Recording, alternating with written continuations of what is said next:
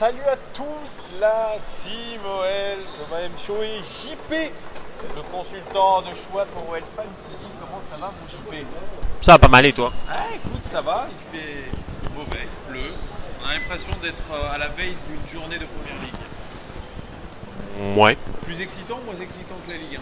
Je pense que c'est plus excitant que la Ligue 1. En tout cas, nous on est au centre commercial de la Pardieu, vous voyez les décos de Noël commencent à arriver, mais c'est pas ça le plus important. Le plus important, c'est le match de ce week-end. Samedi, l'Olympique Lyonnais joue à Lille contre le LOSC. LOSC est l'invité surprise du haut de classement de ces deux championnats. Absolument. Il a brillé au mois d'août, il a brillé au mois de septembre, il a brillé au mois d'octobre et puis au mois de novembre un peu moins. Un peu moins, comme d'hab, les équipes surprises parce que, on le rappelle, Lille était aux abois. Excusez-moi pour le jeu de mots, LOSC, Dog, abois. Était aux abois la saison dernière et Galtier, l'ancien entraîneur mythique de l'AS Saint-Etienne, les a remontés, les a remobilisés et c'est une belle équipe de Lille qu'on a depuis ce début de saison. Ça ne sera pas facile. Galtier l'a annoncé. Il a dit qu'ils étaient là pour gagner. Oui, bonheur, hein. Oui, ils étaient là pour gagner. Il était là pour gagner aussi les 4 matchs précédents et ça ne s'est pas passé comme il l'aurait souhaité. Je fais référence surtout au match que j'avais suivi contre Nice, qui avait été très intéressant et il aurait mérité sans doute mieux. Mais bon, on verra comment il va jouer contre l'OL. Tout à fait, on verra comment il va jouer contre l'OL. Lui, l'OL sort d'un très bon match, on l'a dit, contre Manchester City, où ils ont joué à 110, 120, 130, 150%. Et il faudra voir surtout comment ils sont physiquement, parce que Bruno Genesio l'a dit, il y aura très très peu de modifications par rapport au 11 de départ contre City. Dieu, est-ce qu'on va avoir Maxwell Cornet titulaire? Ce serait une honte s'il n'y avait pas Maxwell Cornet titulaire, effectivement. Il a émerveillé le monde, il a émerveillé Guardiola, il a émerveillé aussi Bruno Genesio qui dit qu'on a été beaucoup trop dur avec lui et que c'est un garçon de 22 ans qui a fait de très belles choses, surtout en fin de saison dernière, et que malgré un passage à vide, il est aujourd'hui. Ôte-moi d'un doute, c'est bien lui quand même qui ne décide ou pas de la lignée titulaire sur la feuille de match. C'est pas ma sœur, c'est lui. Bon, et ben voilà. Donc si nous on a été dur, il a dû être dur aussi avec lui. Je pense qu'il y a des déclarations qui sont mal passées. Il y a eu ce faux transfert aussi à Wolfsburg en début de saison. On l'a retenu. On s'est dit. Et puis finalement, attends, ce qu'on n'a pas redit, on va le redire aussi, c'est que Jean-Michel Aulas le voyait comme une recrue. Comme Nabilan. Et au final, effectivement, une belle recrue qui nous aura mis 2 buts. Il a clairement pris, à l'heure actuelle, une belle longueur d'avance sur Dembélé. Est-ce qu'il sera dans le groupe d'ailleurs, Dembélé? Est-ce qu'il sera en tribune? Est-ce qu'il sera à la caisse pour encaisser le prix des pizzas? Voilà, c'est à peu près le rôle de Moussa Dembélé, le panic buy de dernière minute. Mais on revient avant tout sur Lille. Parce que je vous ai fait un petit, voilà, des petites statistiques, l'équipe type. Alors, l'équipe de Lille a une stratégie en 4-2-3-1. Dans les cages, Mike Maignan. En défense, on devrait avoir José Fonté, que tu connais, José Fonté. Très bien. Alors, qu'est-ce que tu en penses d'ailleurs, José Fonté? Alors, c'est typiquement le genre de joueur un peu étonnant. On sait toujours pas qu'est-ce qu'il a été foutre en Chine ou dans des championnats avec des clubs improbables que tu aimes tant. Par exemple, en Première Ligue, je ne me rappelle même plus. Il a joué à Southampton. Voilà. Et puis finalement, en sélection, il arrive à être là. Et avec Lille, il a fait exactement ce qu'on attendait de lui, c'est-à-dire une recrue avec de l'expérience et quelque chose qui apporte peut-être une sorte de cadre pour les jeunes. C'est un peu le profil qu'on aurait peut-être dû aller chercher. Peut-être, ouais. C'est celui qui gagne le plus de duels aériens du côté de Lille. C'est pas étonnant, c'est un défenseur central. Il sera accompagné de Luis Araujo, le Brésilien, parce que Soumaoro, qu'on avait pisté à l'OL à l'intersaison, est blessé ou suspendu, je ne sais pas. Ce sera le seul absent côté lillois. À gauche de la défense, on a Ballo Touré. À droite, on a le Turc Selik. Au milieu de terrain, on a la paire Thiago Mendes Tcheka.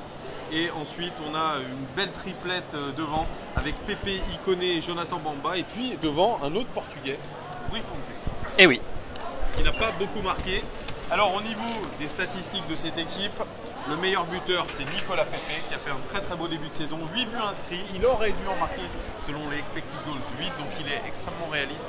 Ses occasions sont de qualité. Le deuxième meilleur buteur du club, c'est l'ancien Stéphanois Jonathan Bamba, 7 buts.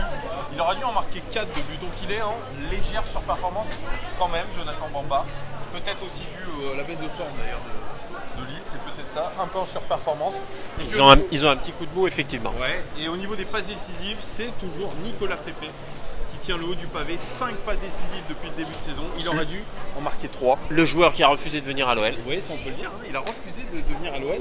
Et il fait un beau début de saison, mais je crois qu'il vise bien plus haut que l'Olympique Lyonnais. C'est peut-être pour ça.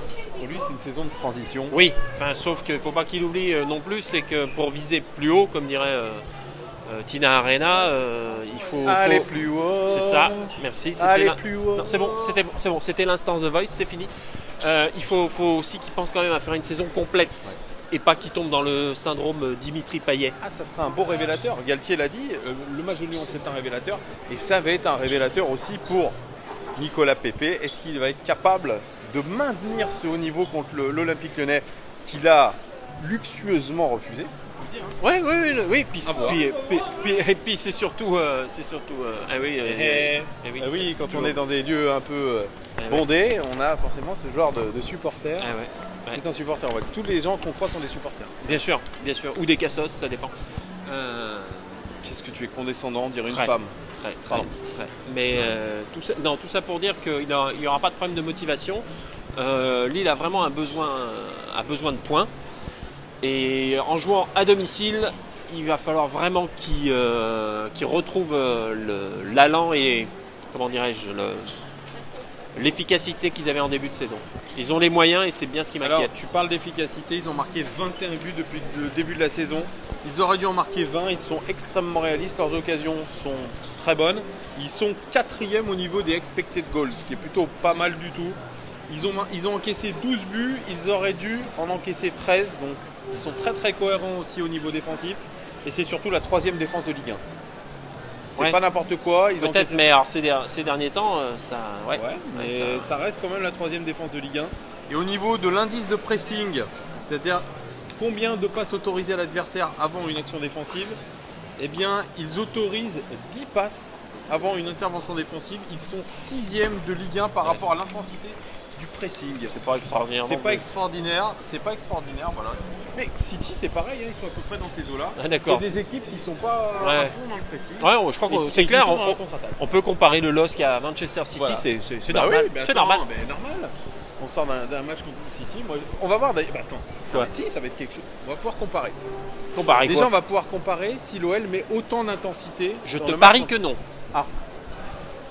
Je te parie que non. Et bien ça tombe balle parce qu'on les attend au tournant, les supporters les attendent au tournant. Même Bruno Genesio les attend au tournant en disant mais ça fait combien de fois d'intensité et de régularité. Ça fait combien de temps qu'il les attend au tournant? Ça fait un moment. Bon. Donc toi tu n'y crois pas à l'intensité? Non, je crois pas à l'intensité. Je crois encore une fois à des demi-mi-temps. Ouais. Le seul truc que je ne peux pas prévoir malheureusement, c'est est-ce que ça va être à nouveau suffisant? Est-ce que l'OL va encore se faire remonter au score? Moi c'est ça qui m'inquiète. On est incapable de prévoir le scénario. Non. D'un côté on a envie de se dire qu'après le match de City, ils sont sur une bonne dynamique, ils peuvent gagner. Mais d'un autre, on sait très bien qu'il y a une forme de relâchement. Il y a eu beaucoup de louanges de la part de Guardiola. Un peu trop, à mon avis. Peut-être un peu trop. On est sur le petit nuage. On sait très bien que ce sont des jeunes joueurs qui ont peut-être le boulard déjà là. Oui, certains, oui, l'ont carrément, oui. Voilà, certains ont peut-être eu un peu le boulard.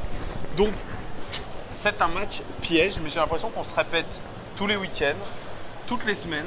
Tous les matchs finalement sont pièges avec l'OL. Je le classerai pas en match piège dans le sens où on aurait très bien pu se retrouver avec une vraie affiche pour la 2e place, mais dans le sens inverse, si Lille s'était imposé par exemple, et si ça n'avait pas voulu rigoler contre Saint-Étienne, ça n'a pas été le cas, tant mieux. Mais en même temps, Lille, s'il veut vraiment continuer à lutter pour les places européennes et pourquoi pas le podium, ils n'ont pas le choix. Il faut vraiment qu'ils s'imposent. Il faut arrêter cette spirale. pour Lille, on est un peu le Manchester City du championnat. Exactement. Donc mais dans voilà, et voilà. cas de figure inverse. Et puis moi j'attends aussi au tournant, comme Bruno Genesio, la paire Aouar Dembélé qui a fait un super match contre Manchester City. Est-ce qu'ils vont arriver à maintenir ce niveau de jeu assez exceptionnel dont ils ont été l'auteur? Parce que, faut le rappeler aussi, Guardiola aurait pris contact avec les conseillers de Houssem Aouar. Il a été très très satisfait, mais il aurait aussi pris contact avec les conseillers de Maxwell Cornet. C'est pour ça qu'on vous parlait de joueurs qui ont peut-être pris la grosse tête. On a annoncé Dembélé au Barça, rien que ça.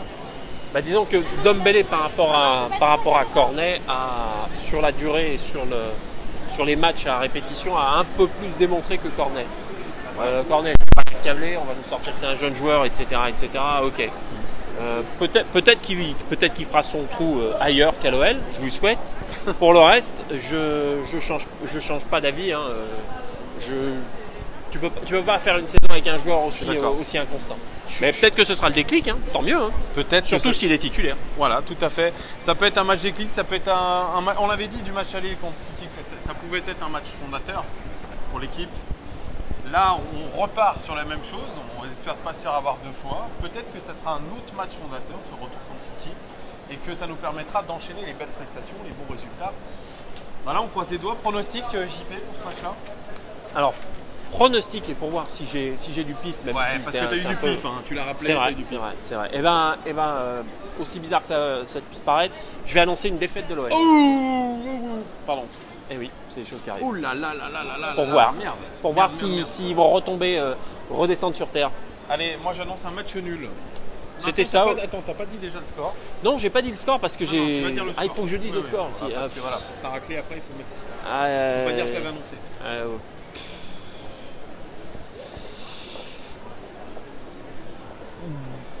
2-1 pour Lille. But de qui pour nous? Pour nous, but de.